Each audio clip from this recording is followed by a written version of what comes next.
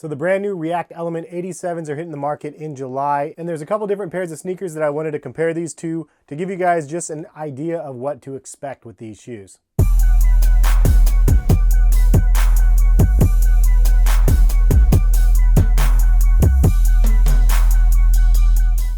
What's going on, guys? Has here, CollectiveKicks.com. If you guys want to shop this week's top sneaker deals, check the link in the description. In this video, I wanted to cover some of the questions that you guys have had about the Nike React Element 87 and compare them to the Epic React Flyknit, the Odyssey React, the Zoom Fly SP, the Vapor Street React, the Ultra Boost by Adidas, and Nike's flagship running shoe, the Zoom Vaporfly 4%. So first off, if you guys missed my initial thoughts video of the React Element 87, go ahead and check the link in the description and watch that video before you guys watch this one. Also, I plan on doing a pro and con video on these shoes after I break these in a lot more. I've only worn them for one complete day, and thus far, I really like what I have on feet. A lot of people wanted to know how the Epic React stacks up against the React Element. And you can see right off the bat, the React Element is actually a lot thicker than the Epic React. Not only is it thicker down here in the midsole, it's thicker all the way around the side as well. You can see how it kind of tapers up in the back of here, and it's really small in this back section. They did not do that on this pair. You could see that it's much, much larger. It's like twice as big, in fact, on the back section of the heel, which is really felt on this model when you put these on your feet. So for those wondering, when you try these on, it's definitely a crazier sensation than when you try these on. This definitely was like, whoa, cool. It feels something different. It's not like Lunarlon. It's a lot softer and it's a lot more cushiony. And then you try these on and it's like, oh, you decided to put that feeling on steroids. And that's what you have with a lifestyle model of the React Element. But as for the bottoms of the shoe, they're definitely way different. You could see that the Epic React has a crazy curvature to the shoe versus the Element that doesn't really have. Also, the traction patterns are really, really small on the Epic React, as I already mentioned previously as a problem point. And so you could see the wear and tear area right here on the Epic React, but on the Element, they have the traction all the way down to this part of the shoe. So it's like almost twice as much coverage on the Element than there is on the Epic React. So I think this is going to be a better deal when it comes to the wear and tear to the bottom of the React. You will notice a little traction nibs on the Element. We didn't really have that on the Epic React, but I will say it's going to be interesting to see how this wears because of all the React in between it. The fact that the traction is just not covering the entire bottom makes me wonder if this is going to wear well or not, because this is raw React. So I think part of this section might have some longevity issues as well as any of the other React shoes, unfortunately, because of that. Probably one of the best shoes that they did with React with the tractioning is the Vapor Street, because this whole front section here is actually rubberized, and then you have two little pods on the back section that has some traction, but really it's just this huge section up here that covers the bottom. So I think that the Vapor Street is actually going to wear the best out of all of the React models. Speaking of React models though, there is the Odyssey React, and I just wanted to show you a real subtle difference between these. Now I did a detailed video on the Epic React and the Odyssey React, and you can see even though the Odyssey React is a $120 price point, you actually get more React in the Odyssey, it feels like, than you do in the Epic React. And they also improve the traction patterns quite a bit by adding this extra traction here. But as I mentioned, the T-zone area will probably show some wear and tear after a while. You also have a little bit of increased stability right here with the collar around the React material. So it was more minimal on the Epic React than on the Odyssey React. They kicked it up a notch. And now on the React Element, you can see that it's actually a little bit bigger than what it was even on the Odyssey. However, I will say that this added stability is a little bit softer material than what we have on the Odyssey React. Comparatively, the Element does have more React in it than the Odyssey React. You can definitely feel the React in the Odyssey, but again, the experience is a lot different and a lot better in the Element. So while we're comparing sizes, I wanted to show you guys the Vapor Street has a ton of React on the bottom of the shoe. It looks like it's pretty much the same amount of React between the two models. The one area that the Element definitely shines, in my opinion, is because of the wide track back section of the shoe. So there's a lot of React, but it's not in just one teeny little narrow section.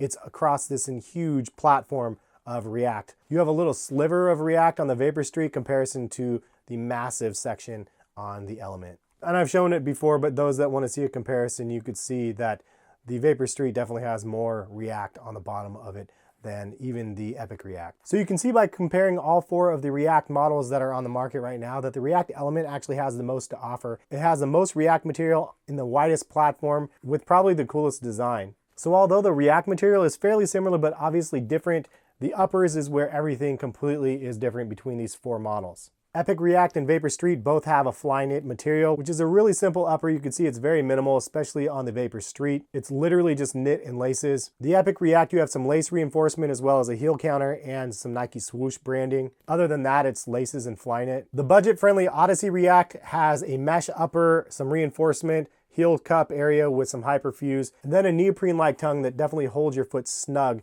into the Odyssey React. So the main thing in common with all three of these models is the fact that your foot is extremely snug and there's not really much of a tongue on the shoe. The React Element 87 though changes everything. The entire upper is completely different than the other three. There's more deconstructed and stylistic features on the Element, and the overall upper, I really like the design. And if this shoe looks a little familiar with the see-through upper, let's transition to the next shoe for comparison.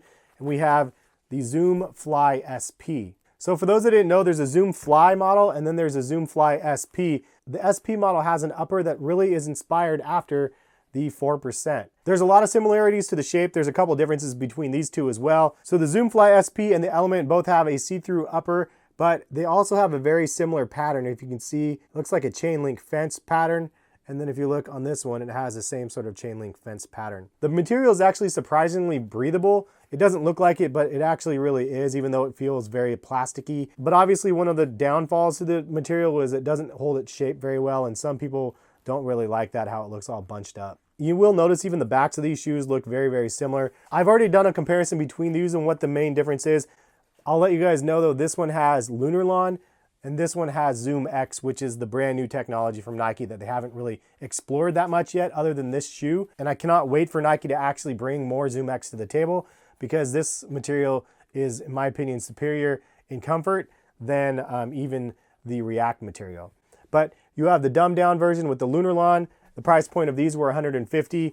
And then you have a fancier version with React, which is like the replacement for Lunar Lawn, for $160. Then you have the Vaporfly 4%, which has Zoom X, and these ones retail at $250. So not only is this one see-through and this one is see-through, the tongue design itself looks very, very similar. As you can see, the Zoom Fly SP has kind of a split tongue and has two different panels as it kind of wraps around your foot. Zoom Vaporfly 4% has the same sort of vibe. And the Element React actually has three different panels to the tongue. So they take it a little bit further. It looks like it would be just like this, but they actually have a third little panel for the tongue as it wraps around your foot. Has a Nike React branding here, and then also the pinwheel Nike swooshes. All three of the models have a felt-like piping, so this material doesn't really bother your foot that much. But I have to say it is a little bit rough on top of your foot if you're not going to wear socks. It's not like flyknit, and this stuff does not stretch at all, so it's really not the most comfortable on your foot directly. And just to compare the traction of the bottoms of the shoe, you could see that there's a lot more traction on the SP on the bottom, as you can see here in the front,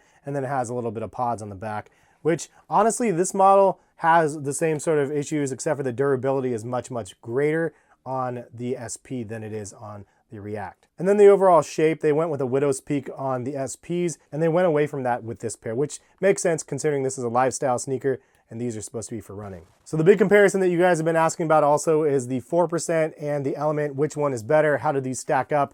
I will say that this shoe is obviously amazing, 4%, but it's also $250, which is $90 more than the Element. And this one is for those crazy elite athletes. Meanwhile, this is just for lifestyle. But I will say these two probably have the most similarities between any of the models out here. So the soles on the Vapor Street and the 4% are very, very similar, but these have React. This has Zoom X, but the uppers are completely different on both of these shoes. Fast forward to the Element, and you have a pair of sneakers that offers a ton of React, a ton of cushioning, that's very soft, and then the upper that really kind of resembles the same sort of thing. But these feel fundamentally the same on feet. This is like an improved version of these, but they have a lot of cushioning, the same sort of minimal structure on the heel cup area, and then the tongue being the same. The lockdown feels very similar as well. All in all, the upper structure feels really, really similar between both of these, and the sensation on your feet feel very, very similar as well. As I mentioned, the uppers of both of these feel really similar, but this sole is nothing like the 4%. Like, there's no comparison between these two. This one's pretty comfortable, this one's amazing. But between these two, the uppers feel very similar. This one's amazing, this one's extremely good. So they're both like really, really good. This one's for lifestyle and just for me. So all those people that were hating on me for reviewing these because they're blah, blah, blah for racing and running, this is pretty much the answer to this, because the Element is extremely comfortable on your feet. One of the main things that I like better about the Element than the 4%, the Element has a really wide heel section, and for me personally, I like this. It's just much better for my type of feet. This is definitely too narrow for me, and if I wear my shoelaces loose, it feels a little bit wobbly. I don't feel like I have that problem with these where I feel like I'm gonna roll my ankle if I wear them loose. For those wondering how I would rank the cushioning of these shoes specifically, it would go this order: SP, Epic React, Odyssey React, Vapor Street, Elements, and then 4%, just strictly for the cushioning. As for the upper fit and comfort, I mentioned that these are exactly the same as some of the other ones out there, but that doesn't mean I love the way it fits.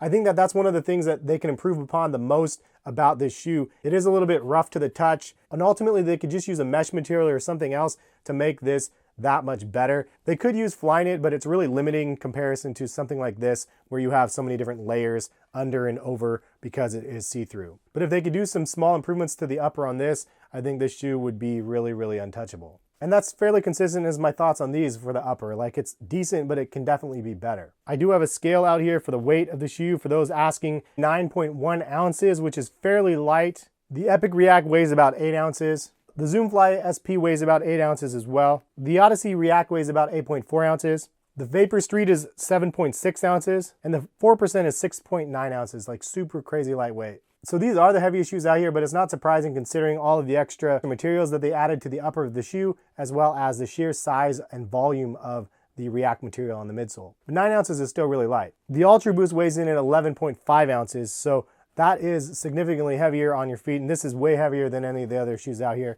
And you can definitely tell when you hold the shoe, the Ultra Boost is super heavy. So as an added bonus for those that have wanted to see this comparison between the Ultra Boost and the Element React and which one I would prefer, there's really not a lot to compare. It's really funny because I did a comparison between these two shoes, and it's kind of really hard to compare. They're both different types of shoes, and ultimately they're both running shoes, these ones were, and a lot of people will consider this a lifestyle shoe still, but really it was designed and engineered for running. So this is designed and engineered for lifestyle. Because of that, they're really not comparable, but for the sake of argument, let's say this is a lifestyle shoe because we have developed this into a lifestyle shoe, and frankly, I wear it lifestyle anyway. That's just the way I roll. But all in all, like between these two, this one's definitely lighter at 9 ounces versus the 11.5 ounces or close to 12 ounces on the Ultra Boost. So if weight is a factor, then this shoe definitely has the advantage. However, that being said, the upper on the Ultra Boost is just absolutely beautiful. The Prime Knit on the upper is really, really soft, and it's like the best upper on the market. I like Prime Knit better than flyknit for the most part. Also, the structure versus the really tough and see-through material on the Element React, the edge definitely goes to the Ultra Boost. Just the overall fit and the comfort level of the shoe on feet, like this is definitely a more comfortable shoe. Again, just because of the upper. You also have the 3-stripe lockdown on the shoe, which makes it really secure, as well as some stability on the heel cup area, which has enough stability here that makes your foot really feel at home. These fit pretty good, but as I mentioned already, the upper is just not my preference. Like, it's not the most comfortable upper on your feet. One advantage I would give to this model over this one is the fact that this attached tongue is a hit and miss. Sometimes it's a little snug through that area for people with wider feet, and you don't have that problem with these because the tongue is not attached, so you have a lot more flexibility here. As I mentioned that though, they do have an Ultra Boost ST version which does have a detached tongue, which is one of my favorites, and part of the reason why that is more comfortable to me. The overall traction of the shoe, also the Ultra Boost would get the edge because it does have the Continental rubber versus this, which has the little bits of traction here and there, and the really, really soft and exposed React material. So the React versus Boost is kind of like the Android versus iPhone sort of debate, which iPhone obviously wins. Just totally joking. I wanted to just stir up the comment section to see what you guys have to say. There's so many people who are passionate about one or the other. The same thing could be said about this type of technology though. Boost is life. I love Boost, and it's been a staple in my collection since the initiation, before the Ultra Boost even came out. So the Pure Boost was my favorite one that I started with, and then now the Ultra Boost is just definitely the staple. I will say they're both really, really squishy. They're both really, really comfortable, but because of the volume of the React on this model, I feel the React more on my feet for the cloud-like sensation than I do in the Ultra Boost. So if that gives you any indication of how good that is, this really feels like a cloud on my feet. This feels like the cloud, but like the old cloud, I guess. This is like the new wave cloud, and it's really, really nice. Even with the crazy cushioning on the shoe, the overall functionality though of the Ultra Boost is just greater in my opinion. You can also run in the Ultra Boost as well as work out, and these are really just geared more towards lifestyle. Now, I still think people could probably run and work out in these shoes. I've seen a lot of people work out in the Air Max 270s, even though those are supposed to be a lifestyle shoe. And I've seen people wear the Vapor Max really casually from the Nike Air side as well. So that's kind of my thoughts on the React Element 87 And I will do a follow-up of pros and cons, because there's some things that, again, I really like that I've already mentioned. There's definitely a couple things that I don't like, but all in all, I want to see how these wear over time, and if the longevity of the bottom of the shoe is going to be an issue, and if the upper yellowing is going to be an issue. Overall style of this shoe, though, I really like. Out of all the shoes out here, this one might be my favorite next to the Ultra Boost. Like, I would choose the Ultra Boost first for style, then I might do this one next, just because I like the way this looks over all of the other models. For those asking about the sizing of this shoe, I went with a size 10. Usually I'm a 9.5. I probably could have got a 9.5 and these would have fit me just fine. But same as the Ultra Boost, honestly, I can go with a 9 or a 10. And obviously the 9 fits a little bit more snug and is doable. The 10 fits me a lot bigger. Honestly, it's really hard to recommend. I would say true to size or half size up if you feel the need, but again, it just depends. Everybody's feet is way, way different. Anyways, that is all we have for the video. Subscribe to the channel if you're new and hit the notification bell if you want to be notified of when I post.